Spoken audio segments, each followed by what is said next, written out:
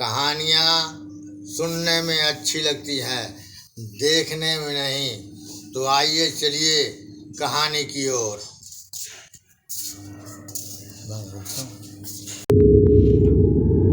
Red File presents Prithviraj Chauhan. चेतावनी, कहानी पूर्ण रूप से काल्पनिक है। इसका उद्देश्य मात्र मनोरंजन है। इसका जिम्मेदार प्रोड्यूसर, डायरेक्टर, एडिटर नहीं। प्रोड्यूसर डायरेक्टर शाहिद परदेसी, मुगल शाह, एडिटर शेख अल्तमश। कहानी सुनने में अच्छा लगता है, देखने में नहीं। आइए चलते हैं कहानी की ओर। तो शुरू करते हैं पृथ्वीराज चौहान। तो कहानी के अंत तक देखेंगे।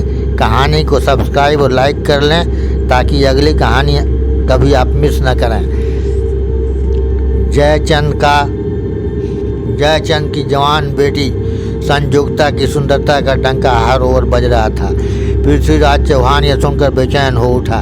वह किसी कीमत पर संयुक्ता को पाने के लिए बेचैन हो गया। पृथ्वीराज चौहान जयचंद से मिला, संयुक्ता से विवाह करने की बात कही, पर जयचंद ने उसे बेइज्जत करके अपने दरबार से बाहर निकाल दिया। तब पृथ्वीराज चौहान ने अपने आन का विषय बना लिया।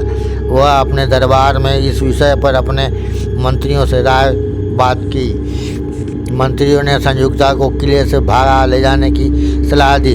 पृथ्वीराज चौहान वीर पुरुष था। उसने 4 वीरों की सहायता से किले में घुस गया और संयुक्ता को गोद में लेकर ऊपर से दांत में तलवार दबाकर लेकर किले के अंदर घोड़े पर कूद गया और अपने 4 साथियों के साथ अपने राज्य की ओर भाग गया। दूसरे दिन पृथ्वीराज चौहान ने संयुक्ता से विवाह कर लिया। यह बात जयचंद को सवेरे पता चली। वह दिल महसूस कर रह गया। संयुक्ता को पृथ्वीराज के राज के संयुक्ता को वापस लाने के लिए नामुमकिन था। वह दांत पीस कर रह गया।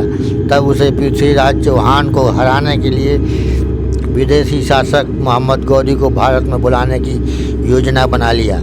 और 6 महीने बाद जयचंद मोहम्मद गौरी के दरबार में जाकर भारत आने और उसकी सहायता करने और काफ़ी सोना चांदी और धन देने का वादा करके उसे आमंत्रित किया।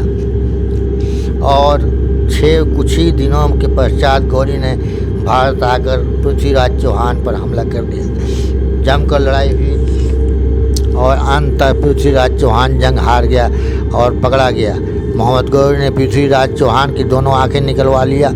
गौरी को पता चला पृथ्वीराज चौहान शब्दभेदी बाण मारता है। वह व्यक्ति और जानवरों को मार सकता है। मोहम्मद गौरी ने इस गुण को परखना चाहा। उसने पृथ्वीराज चौहान को दरबार में बुलाया। सुना है तुम शब्दभेदी बाण चलाते हो। पृथ्वीराज बोला, मुझे परखो मत वरना मारे जाओगे। मोहम्मद गौरी जोरों से हंस पड़ा। देखो मैं तख्त पर हूँ, अपना तीर कमान संभाल लो और शब्दभेदी बाण चला लो, तो हम देखते हैं कि क्या होता है। उसने चौराई जो पृथ्वीराज का साथी था बोला, पृथ्वीराज को मेरी दूरी शब्दों में बताओ। चौराई ने दोहा पढ़ना शुरू किया।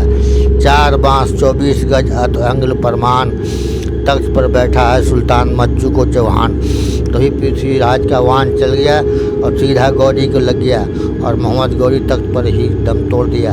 यह थी पृथ्वीराज की वीरता। अब हम कहानी को करते हैं ख़त्म। अब मुझे इजाज़त दें। सलाम, नमस्ते, खुदा हाफिज़, धन्यवाद।